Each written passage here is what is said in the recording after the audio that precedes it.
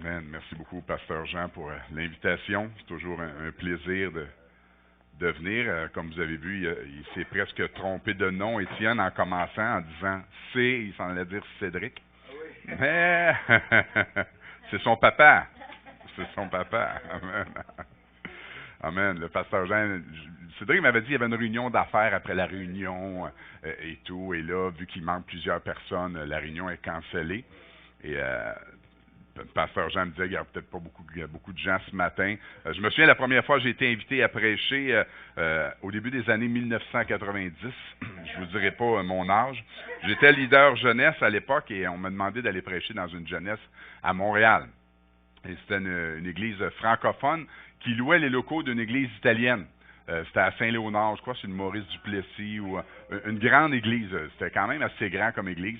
Et le pasteur me dit, tu viendrais-tu prêcher à mon église? Je m'occupe de la jeunesse, on commence la jeunesse et tout. Et il dit, il y a 3-4 jeunes, il n'y a pas grand jeunes, il y en a juste 3-4. Ah, j'étais tout content, je vais y aller, 3-4 jeunes, on va aller prêcher la parole.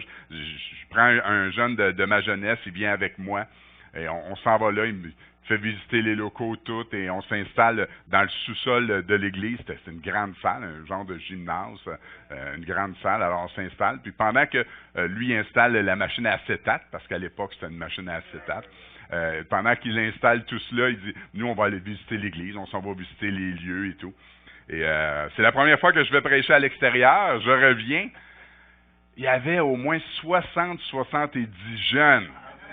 Tous de 18, 19, 20 ans. Là, nous, on s'assied en arrière et tout, puis tout fiers. Hein? Puis là, moi, j'étais là, le Seigneur, tu bénis mon ministère, c'est le fun et tout.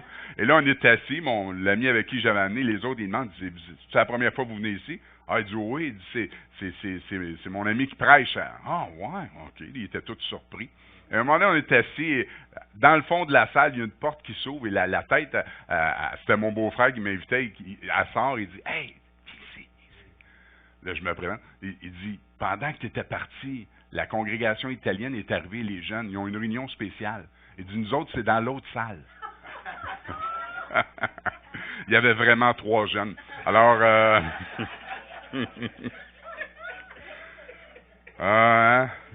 Dieu résiste aux orgueilleux. Hein? Alors, c'est comme ça que ça a commencé. Ça a très bien commencé. Amen. Amen. Je suis content d'être avec vous ce matin pour apporter la parole de Dieu, toujours quelque chose qui est riche, quelque chose qui est fascinant. Lorsqu'on lit la parole, ça n'a pas de fin. Hein? Ça a une profondeur incroyable, juste que Étienne a partagé tantôt sur le mot juste. Hein? C'était vraiment vertueuse. Alors, lorsqu'on lit superficiellement la parole, on découvre des choses, mais lorsqu'on va en profondeur, on enrichit notre âme de façon incroyable. Alors, vraiment, la parole, c'est une richesse, c'est des trésors incroyables, et c'est pour ça qu'on vient à l'église le dimanche matin, pour être enseigné, pour apprendre des choses nouvelles, et parfois peut-être avec le travail et tous nos horaires, on n'a pas le temps des fois de tout prendre le temps qu'on devrait prendre avec Dieu, et le dimanche matin, ça nous permet de nous ressourcer et de nous encourager, de nous édifier, de nous motiver à suivre encore plus notre Sauveur. Amen. Le titre de mon message ce matin, c'est « C'est quand la dernière fois? » C'est quand la dernière fois? Je ne sais pas si vous êtes comme moi. Moi, je suis une personne nostalgique. Moi, j'ai grandi à Montréal. Et lorsque je vais à Montréal avec des amis, de la famille, on prend toujours ma voiture, sauf moi qui conduis, parce que j'aime pas être assis à côté. J'aime conduire. Et je les amène toujours dans le quartier où j'ai grandi. Je les amène au marché Jean Talon. Je les amène à des endroits. Ça a été tout un quadrilatère que j'ai grandi dans ce coin-là. Et j'aime beaucoup le roi du smoke meat. Incroyable. Alors, j'avais toujours des gens dans ces coins-là pour les faire visiter. J'étais un nostalgique. Et je me suis mis à penser à mes débuts de ma vie chrétienne, au commencement, lorsque j'ai débuté. Et à l'époque, ce qu'on nous encourageait de faire, c'est d'apprendre des textes bibliques par cœur. D'apprendre des textes bibliques par cœur, afin de pouvoir témoigner les gens, afin de pouvoir leur partager la parole. On apprenait des textes comme Jean 14, 6. Jésus dit, « Je suis le chemin, la vérité et la vie. Nul ne vient au Père que par moi. Romains 3, 23. Tous ont péché et sont privés de la gloire de Dieu. Je pourrais me promener ici ce matin et chacun, vous avez appris des textes par cœur. Et c'est bien, c'est excellent. Il y a des textes, lorsqu'on grandit dans notre vie chrétienne, qu'on apprend afin de nous... afin de nous motiver, de nous encourager, de nous édifier. On n'a qu'à penser à Romains 8.1, il n'y a maintenant aucune condamnation pour ceux qui sont en Jésus-Christ. C'est des textes qu'on apprend dès le début. Le texte qui a été mentionné tantôt, Matthieu 6.33, « Cherchez premièrement le royaume de Dieu, et toutes ces choses vous seront données par-dessus tout. » On aime beaucoup la deuxième partie. « Toutes ces choses vous seront données. » Mais il y a une condition. « Cherchez premièrement le royaume de Dieu. » C'est la condition. Il y a des psaumes qu'on apprend quasiment toutes par cœur. Qui ne connaît pas le psaume 23? L'Éternel est mon berger, il me fait reposer dans de verts pâturages. On connaît tous ces textes bibliques-là. Lorsqu'on prêche, lorsqu'on évangélise les gens, on connaît Éphésiens 2.8, car c'est par la grâce que vous êtes sauvés, par le moyen de la foi. Cela ne vient pas de vous, c'est un don, c'est le don de Dieu. Lorsqu'on vit des épreuves, des moments difficiles, Hébreux 11.1. Or, la foi est une ferme assurance des choses qu'on espère, une démonstration de celles qu'on ne voit pas. Matthieu 7.7. Demandez et on vous donnera. Cherchez, vous trouverez, frappez et on ouvrira. On apprend les textes par cœur, mais lorsque, comme on fait comme Étienne tantôt, on va en profondeur, on découvre des richesses incroyables. Dans ce texte-là, cherchez, vous trouverez, frappez, on ouvrira. Le mot chercher, le mot zétéo. Le mot zétéo signifie chercher dans le but de trouver. Nous, on lit chercher, frapper et on ouvrira. Mais le texte dit chercher dans le but de trouver. Pas à la manière d'un homme. Hein, il y a combien d'hommes que le matin, on cherche notre chemise. « Chérie, est où ma chemise? » Moi, ma femme, ce qu'elle me répond, c'est fascinant, c'est « Ouvre tes yeux. » Je ne sais pas si tous les hommes sont comme moi, mais tu cherches quelque chose dans le frigidaire et dans le réfrigérateur. « Chérie, est où la mayonnaise? Ouvre tes yeux. » Ça nous saute au visage. Le texte dit « chercher dans le but de trouver ». Qui cherche dans le but de trouver? Souvent les enfants. Vous remarquez un enfant quand ça veut quelque chose? Ça veut quelque chose. Moi, il y a un ami espagnol que je parlais avec de ce texte-là à un moment donné, puis il me dit, moi, j'ai compris ce texte-là. Il dit, sais-tu quand? Au moment où mon petit était devant la porte du frigidaire, puis il faisait juste chialer, puis cogner dans le frigidaire. Puis, qu'est-ce que tu veux? Qu'est-ce que tu veux? Puis il arrêtait pas, tout, jusqu'au moment où il a ouvert la porte du frigidaire, puis le petit enfant, il a pris son verre de lait, puis il est parti. Il voulait chercher dans le but de trouver. Et la liste est longue. Et je pensais à tous ces versets-là, et j'étais triste. Personnellement, j'étais triste. Parce que on les a appris. On les a appris par cœur, et c'est bien. Mais c'est quand la dernière fois qu'un de ces textes a touché nos cœurs? C'est quand la dernière fois? Et c'est dans ce contexte-là que je veux regarder avec vous un texte ce matin. Et le texte que je veux regarder, c'est possiblement le plus connu de tous.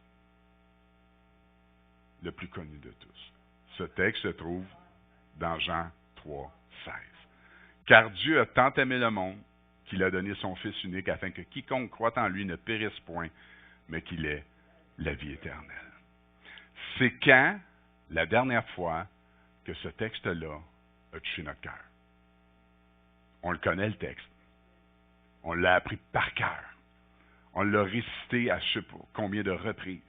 Mais c'est quand, la dernière fois, que ce texte-là a touché mon cœur. Je parlais de cela avec un pasteur il y a quelques mois, puis il me disait, c'est bizarre que tu dises ça. Il dit, j'ai jamais prêché sur ce texte-là. Les pasteurs le mentionnent souvent, mais c'est quand la dernière fois que vous avez entendu un message complet sur Jean 3,16? À mon avis, Jean 3,16 est le verset le plus important de toute la parole de Dieu. Tout le reste découle de Jean 3,16. À cause de Jean 3,16, tout le reste existe. C'est le plus connu de tous les textes de la Bible. Un auteur que j'aime beaucoup, c'est Max Lucado. Je lis beaucoup de livres de Max Lucado. Il a écrit 6 heures un vendredi, Dieu s'est approché, quel sauveur merveilleux. Il a écrit un livre sur Jean 3,16 également.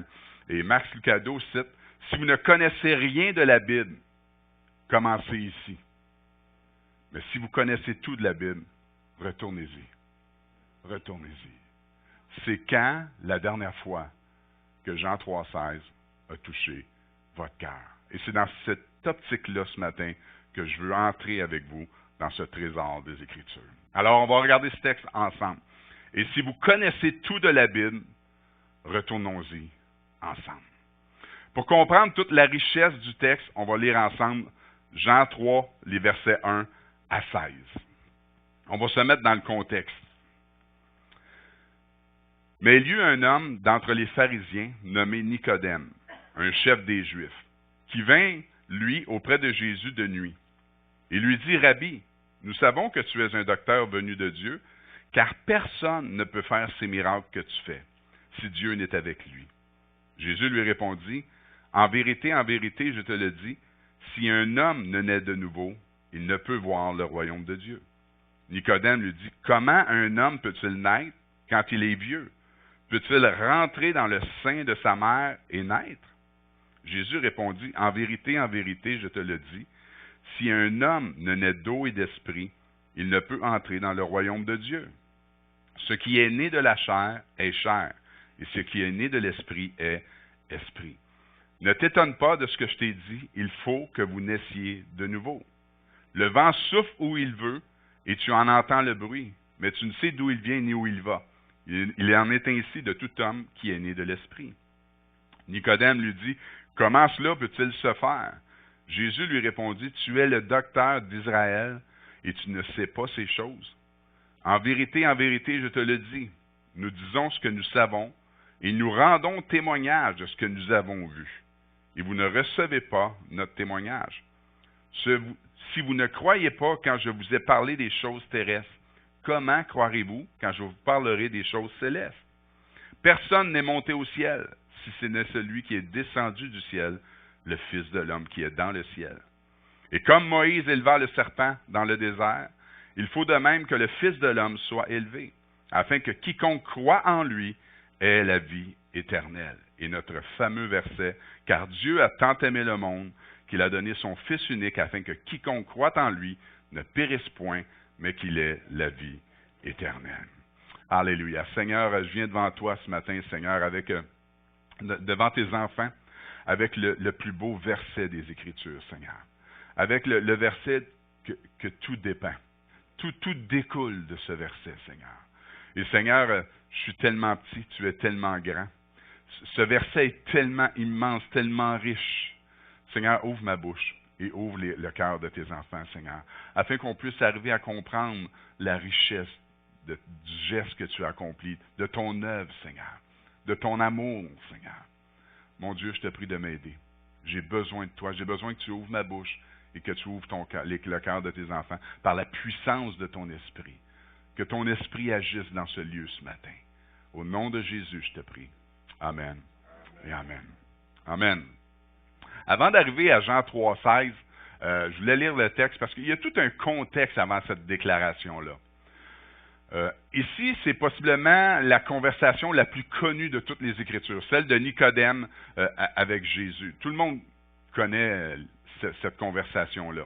Nicodème, il est impressionné par Jésus et il va l'aborder de nuit. Il reconnaît que Dieu est avec lui à cause d'une raison, à cause des miracles qu'il fait.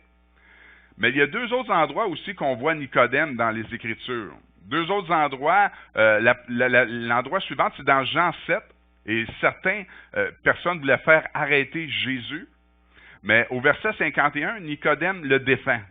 Au verset 51, ça dit « Notre loi condamne-t-elle un homme avant qu'on l'entende et qu'on sache ce qu'il a fait? » Alors, je ne sais pas si la conversation que Nicodème a eue avec Jésus a eu une influence par la suite sur sa vie, mais peut-être que oui. Un autre endroit qu'on voit, c'est à la fin, après la mort de Jésus, en Jean 19 au verset 39, Nicodème est mentionné pour la dernière fois après la crucifixion. Le verset 39 nous dit que Nicodème, qui auparavant était allé de nuit vers Jésus, vint aussi apporter un mélange d'environ 100 livres de myrrhe et d'aloès pour que Jésus soit embaumé. Mais ici, premièrement, on voit que Nicodème ne voit pas Jésus comme le sauveur. Au verset 2, il l'appelle Rabbi. Rabbi, c'est égal à maître. C'est un titre qui est utilisé par les Juifs en s'adressant à leur enseignant à l'époque. Mais il va plus loin en affirmant « Nous savons que tu es un docteur venu de Dieu ». Le mot docteur est « didaskalos », qui signifie un professeur. Dans le Nouveau Testament, c'est celui qui enseigne les choses de Dieu. Alors, mais n'oubliez pas que Nicodème est un chef religieux. Il connaît la Torah. Nicodème, il connaît la loi. Le Pentateuque, les prophètes, il l'enseigne. C'est un homme important avec une grande influence. Alors que possiblement que le but de Nicodème est seulement d'être enseigné ou de peut-être de vérifier les enseignements de Jésus. Certains vont dire, Nicodème, il est allé de nuit parce qu'il avait peur. On ne le sait pas pourquoi. Lui qui a l'habitude d'enseigner les autres vient auprès de Jésus pour être lui-même enseigné. C'est ce qu'il reconnaît en Jésus, dans le fond, en lui disant « Rabbi, docteur ». C'est peut-être pour cela qu'il vient auprès de Jésus de nuit, afin que personne ne le voie, on ne le sait pas. Et on voit que Nicodème est impressionné par Jésus, à cause des miracles qu'il fait. Il reconnaît que Dieu est avec lui. Et à ce moment-là, Jésus va lui enseigner le message le plus important de toute la Bible. La nouvelle naissance. La nouvelle naissance. Et il va lui parler du plus grand miracle que le monde a besoin, être né de nouveau. Jésus lui dit au verset 3, il faut naître de nouveau. Le mot nouveau, c'est le mot anoten, qui signifie depuis le haut, ce qui vient des cieux, ce qui vient de Dieu. Autrement dit, celui qui, le premier, a accompli le travail, le refait. Il faut naître de nouveau, il faut naître d'en haut. Il faut qu'il refasse le travail. Et Nicodème avait la difficulté à comprendre cela.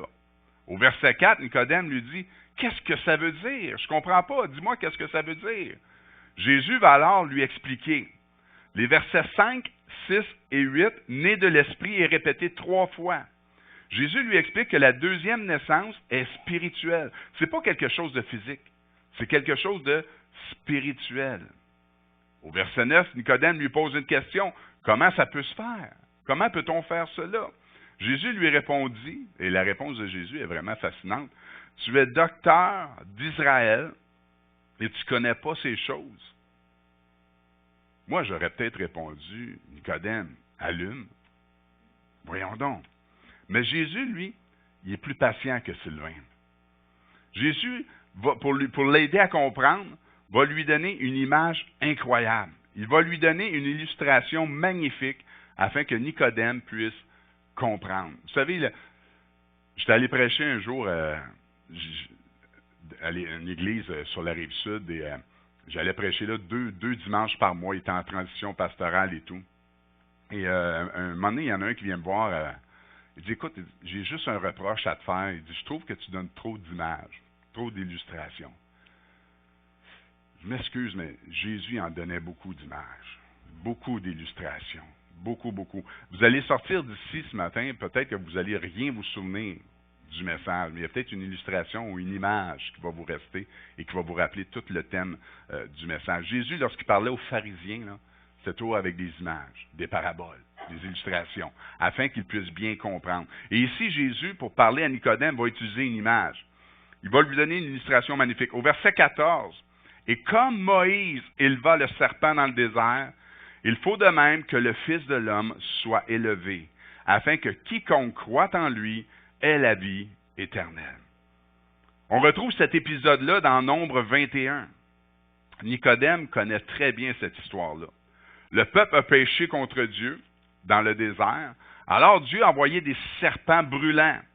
Et tous ceux qui étaient mordus par ces serpents-là mouraient. Le peuple vint vers Moïse pour se repentir. Et ils ont demandé qu'il prie Dieu pour éloigner les serpents. Et Dieu dit à Moïse, « Fais-toi un serpent d'airain et place-le sur un poteau. Et ceux qui regarderont le serpent que tu auras fait ne mourront pas.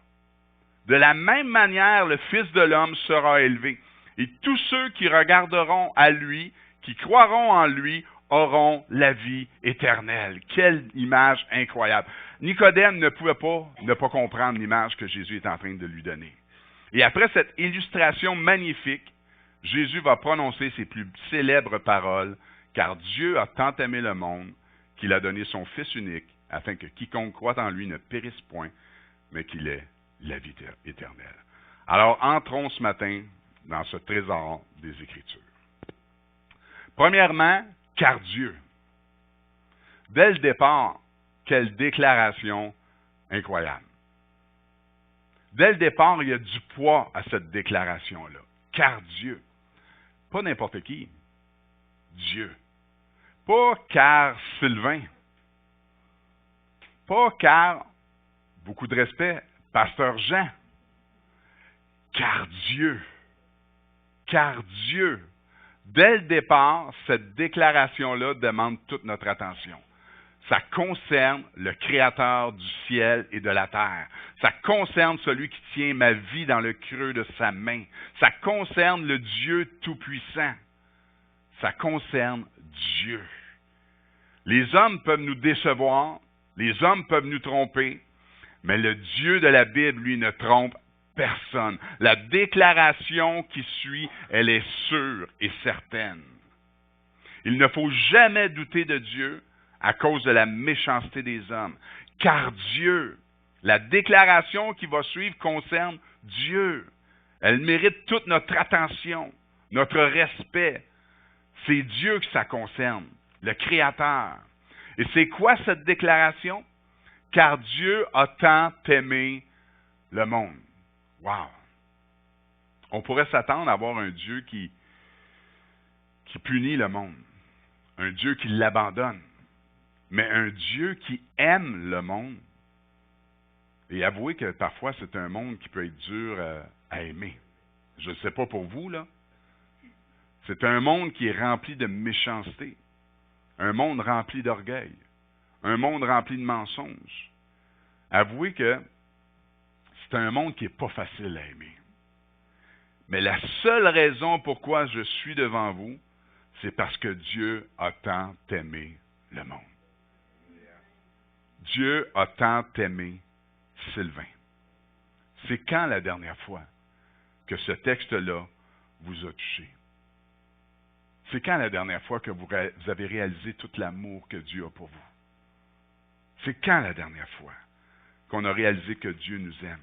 C'est quand la dernière fois que tu réalises que ce texte-là est pour toi? Dieu t'a tant aimé. À travers ce que tu vis, à travers tes combats, à travers tes victoires, à travers tes échecs. C'est quand la dernière fois t'es-tu arrêté pour réaliser que Dieu t'a tant aimé? Tu peux penser qu'il ne t'aime pas, mais ce n'est pas Dieu qui dit cela. Dieu t'a tant aimé. Dieu a tant aimé le monde. Ça comprend toi et ça comprend moi. La seule raison pourquoi je suis devant vous, c'est parce que Dieu m'a tant aimé. Je me souviens d'un épisode de ma vie chrétienne au début. J'étais une personne qui était liée par toutes sortes de drogues, la cocaïne, toutes ces drogues-là. Et lorsque je suis arrivé au Seigneur, ça a été un combat incroyable. Il y en a pour qui ça arrive comme ça, mais pour moi, ça a été vraiment un combat. Mais j'aimais Dieu, je voulais m'en sortir. Mon père, c'est un alcoolique. J'ouvrais la porte du frigidaire, je restais chez mes parents, j'ouvrais la porte du frigidaire, c'était toujours plein de bière. Aussitôt que je prenais une bière, ben, c'était fini. Alors, je voulais m'en sortir de ce monde-là. Et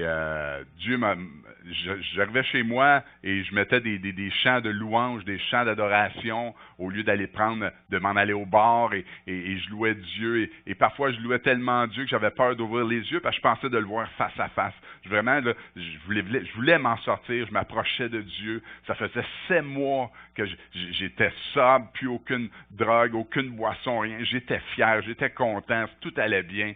Jusqu'au jour où je suis allé jouer au tennis avec un confrère de travail pour me ramasser dans un bar par la suite et toute la nuit à retomber dans la drogue et d'arriver chez moi, je travaillais avec mon père et d'arriver chez moi, mon père partait à 6 heures le matin pour aller travailler. Je me suis arrangé pour arriver chez moi à 6h30 pour être sûr de ne pas le voir. Et quand je suis arrivé chez moi, j'étais dans la salle de bain, puis j'étais devant le miroir, puis je pleurais là, comme un enfant. Et ma mère, elle arrive, elle n'est pas chrétienne, elle me regarde, puis elle dit « Sylvain, qu'est-ce que tu as? » Regarde, qu'est-ce que je viens de faire? Je m'en veux. La réponse qu'elle m'a donnée, elle dit « Tu sais, Dieu t'aime.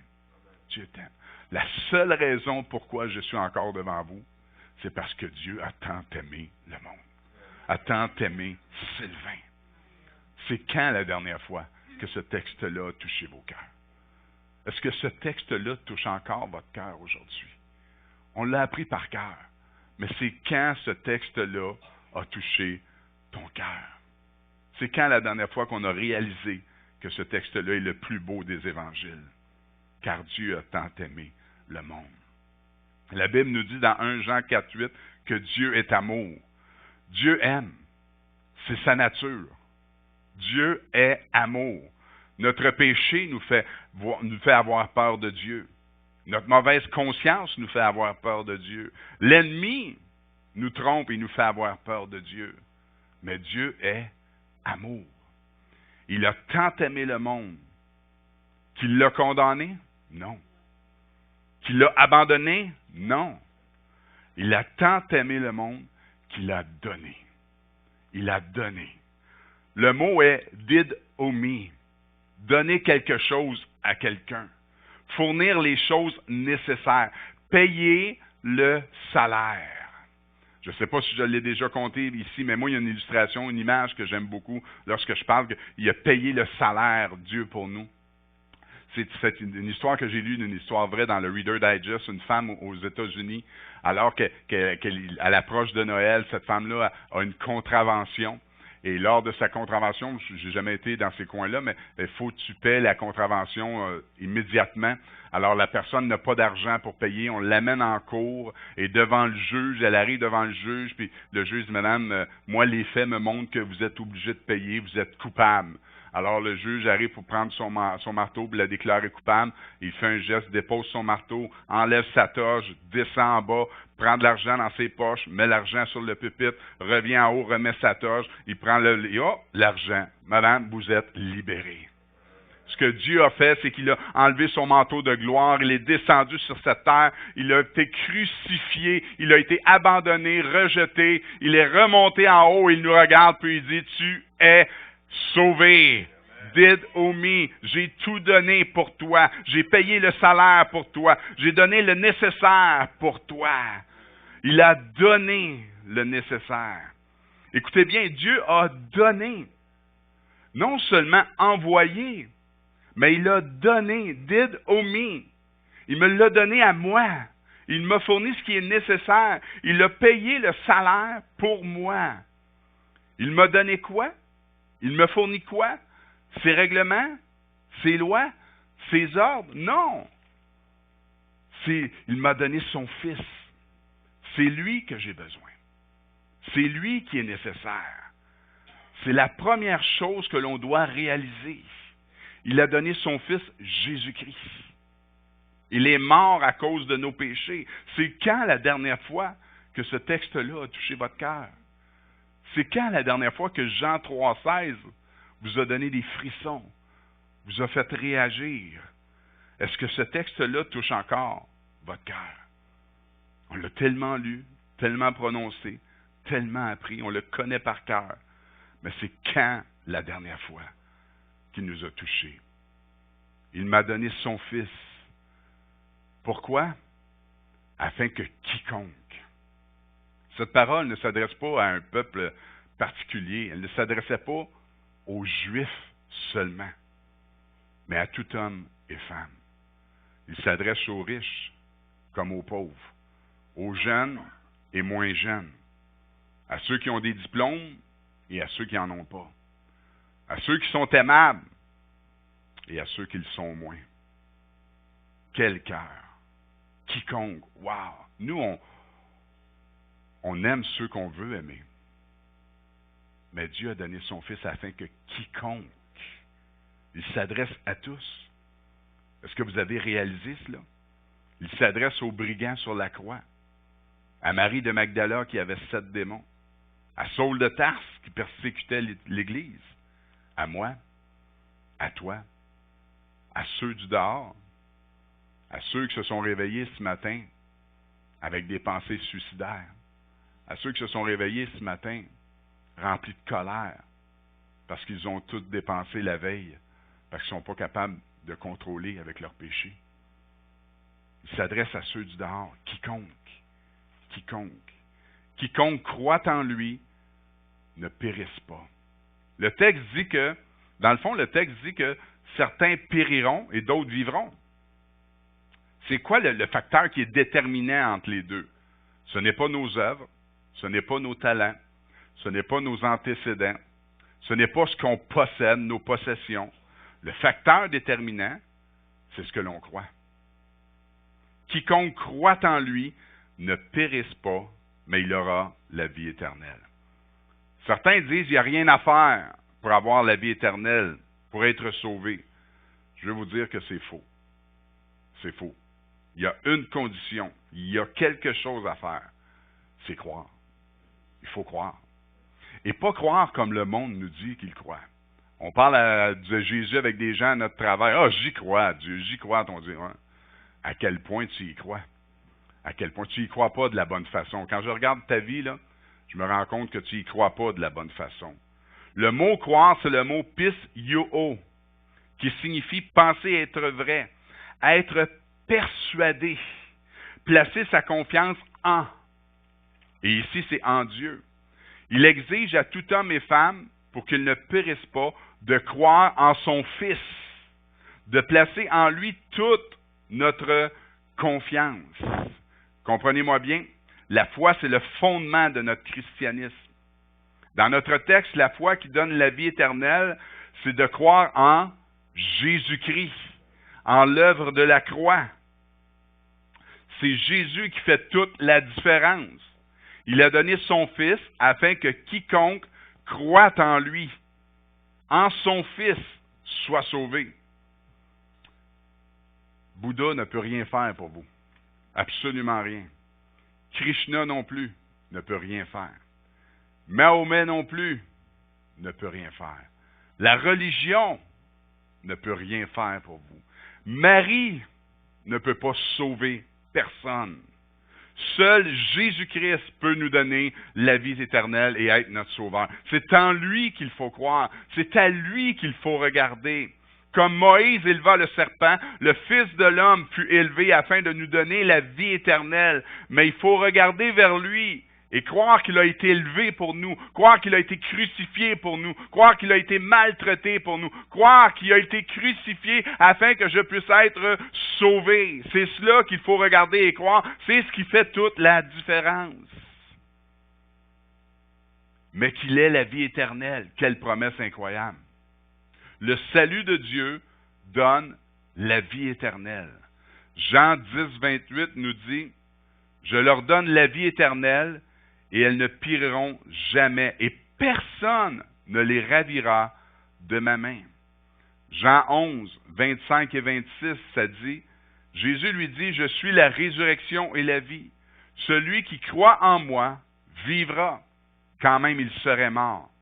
Et quiconque vit et croit en moi ne mourra jamais. » Crois-tu cela? Il termine avec une question. Crois-tu cela? La question aurait pu être jusqu'à quel point tu crois cela? Jusqu'à quel point? Le vrai chrétien ne vit pas une bonne vie en vue d'être sauvé. Mais parce qu'il est sauvé et a la vie éternelle, il veut plaire à son Sauveur.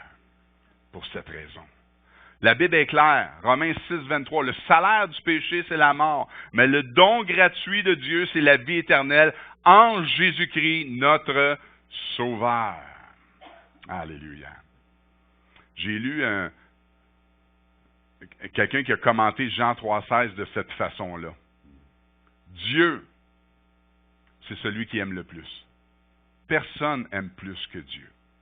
Vous avez beau, il peut y avoir des gens ici remplis d'amour, là, mais je vous le dis, Dieu est celui qui aime le plus. A tant aimé, c'est le plus grand amour. Il a tant aimé, tant aimé. Le monde, c'est le plus grand nombre de personnes. La majorité des gens, il y a certaines personnes avec qui on a de la difficulté. Il y a certaines personnes qu'on a plus de difficulté à aimer. À moins que vous soyez beaucoup plus spirituel que moi, là, il y a des personnes qu'on a plus de difficulté à aimer. Qu'il a donné, c'est le plus grand acte. Donner, payer, fournir, Son Fils unique, c'est le plus grand don. Il n'y a pas de plus grand don que de donner son Fils unique. Afin que quiconque, c'est la plus grande offre. Il n'y a pas d'offre plus grande que cela. Croire en lui, c'est la plus grande simplicité. La seule chose qu'il faut faire, c'est croire en lui, mettre sa confiance en lui. Ne périsse pas. Ça, c'est la plus grande promesse. Mais, c'est la plus grande différence qu'il est. C'est la plus grande certitude. C'est une certitude. La vie éternelle. C'est le plus grand bien. C'est quand la dernière fois que Jean 3,16 a touché votre cœur? Quel est le moyen pour être sauvé? Afin que quiconque croit en lui. Le moyen se trouve en croyant en Jésus-Christ pour être sauvé, pour être pardonné, pour avoir la vie éternelle. C'est pour cela qu'on doit prêcher Jésus-Christ. Le monde a besoin d'entendre parler de Jésus. Le seul moyen que le monde a pour être sauvé, c'est par Jésus-Christ. Alors, tous ceux qui nous parlent de d'autres moyens, il n'en existe pas d'autres. Il n'en existe pas d'autres. Le seul moyen, c'est Jésus-Christ. Le salut ne se trouve en aucune autre, en aucune œuvre religieuse, en aucune cérémonie. Le salut se trouve en Jésus-Christ. Il y a une illustration que j'ai lue sur Internet qui m'a vraiment touché. Le titre de l'illustration, c'était « Prenez mon fils ». L'histoire raconte que c'est un homme riche et son fils qui aimait beaucoup collectionner les œuvres d'art. Des œuvres d'art qui étaient très rares, genre des Picasso, des Raphaël. Puis les deux s'assoyaient souvent ensemble pour admirer les grands tableaux, les grandes œuvres qu'il avait achetées au fil des années. Et lorsque le conflit a éclaté au Vietnam, son fils est parti pour la guerre. C'était un homme très courageux. Et il mourut dans la bataille en sauvant un autre soldat. Et le père fut avisé, il fut profondément affligé pour la perte de son fils. Environ un mois plus tard, juste avant Noël, il y a quelqu'un qui a frappé à la porte. Un jeune homme se tenait à la porte avec un grand paquet dans ses mains. Et il dit, « Monsieur, vous ne me connaissez pas, mais je suis le soldat pour qui votre fils a donné sa vie. » Puis je veux vous dire qu'il a sauvé beaucoup de vies cette journée-là. Le jeune homme lui donnait un paquet, et je sais que c'est pas grand-chose, je ne suis pas vraiment un grand artiste, mais je crois que votre fils aurait voulu que je vous le donne, que vous l'ayez. Le père ouvrit le paquet, et c'était un portrait de son fils, qui était peint par le jeune homme. Alors, il remercia le jeune homme et lui offrit de le payer pour la peinture. Et le jeune homme lui dit, « Ah, monsieur, je ne pourrai jamais rembourser ce que votre fils m'a fait. C'est un cadeau. » Et chaque fois que le père l'a accroché à l'entrée de la maison où on accroche les manteaux, et chaque fois que les visiteurs venaient à sa maison, il les amenait voir les portraits de son fils avant de leur montrer toutes les autres grandes œuvres qui s'étaient procurées au cours de sa vie. L'homme mourut, et il devait avoir une grande enchère de ses peintures. Et beaucoup de personnes influentes s'étaient réunies parce que tous étaient excités à savoir toutes les peintures, les grandes toiles qui étaient là pour pouvoir s'en enquérir. Et sur une plateforme reposait la peinture de son fils. Alors l'encanteur commence et dit, « Commençons avec l'image de son fils. Qui fera une œuvre pour la peinture? » C'était le silence total. Alors il y a une voix au fond de la salle qui s'écriait, « Nous voulons les célèbres peintures, sautez celle-ci. » Et l'encanteur continua, « Est-ce que quelqu'un veut faire une offre pour cette peinture? Qui commence l'offre? 100, 200, qui veut donner quelque chose? » Une autre voix en colère s'écria, « Nous ne sommes pas venus pour cette peinture-là. Nous sommes venus pour voir les Van Gogh, les Rembrandt, commencer les vraies offres. » Le fils, qui veut prendre le fils? Une autre voix en colère, « Nous ne sommes pas venus pour cette peinture. Nous sommes venus voir les vrais. » Mais l'homme continua, « Le fils, qui veut prendre le fils? » Finalement, une voix cria du fond de la salle, c'était le jardinier. Il avait longtemps été au service de l'homme et de son fils. Il dit, « Je donne 10 $ pour la peinture. » Étant un pauvre homme, c'était tout ce qu'il pouvait se permettre. Alors, nous avons 10 $. Qui offrira 20? Là, tout le monde criait, « Donnez-lui pour 10 $ et faites-nous voir les vrais. » La foule devenait de plus en plus en colère. L'homme martela à nouveau avec son marteau. Une fois, 2 fois, vendu pour 10 $. Un homme qui était assis dans la deuxième rangée cria, « Maintenant, nous voulons voir la vraie collection, les vraies affaires. » L'homme posa son marteau. « Je suis désolé, mais l'enchère est terminée. » Il dit, quand on m'a demandé de nous conduire cette enchère, on m'avait donné une condition secrète dans sa volonté. Il ne m'était pas permis de vous dévoiler cette condition jusqu'à maintenant. Seulement la peinture du Fils serait vendue aux enchères. Celui qui achèterait le Fils hériterait du domaine entier, y compris les peintures. L'homme qui a pris le Fils obtient tout. Dieu a donné son Fils il y a 2000 ans, afin de mourir sous la croix. Et son message aujourd'hui, c'est le Fils. Le Fils. Qui veut prendre le Fils? Parce que celui qui prend le Fils obtient tout. Obtient tout. 1 Jean 5,12 nous dit, celui qui a le Fils a la vie. Mais celui qui n'a pas le Fils de Dieu n'a pas la vie. Jean 3,16, car Dieu a tant aimé le monde qu'il a donné son Fils unique, afin que quiconque croit en lui ne périsse point, mais qu'il ait la vie éternelle. C'est cela, Jean 3,16. C'est cela. Il faut prendre le Fils. Il faut prendre le Fils. Il nous est donné. C'est quand la dernière fois que Jean 3,16 a touché votre cœur? Si vous ne connaissez rien de la Bible, commencez ici. Mais si vous connaissez tout de la Bible, retournez-y. Retournez-y. Prenez le Fils. Le monde a besoin de prendre le Fils. Le monde a besoin de Jésus. Parce que c'est avec Jésus qu'on obtient tout. C'est quand la dernière fois que Jean 3,16 a touché votre cœur? C'est très important d'apprendre des textes bibliques par cœur. C'est très important de les connaître.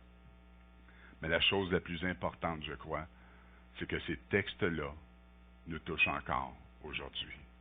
Même si ça fait 15 ans, 20 ans, 30 ans que tu es chrétien, il doit y avoir ces textes-là qui saisissent vos cœurs.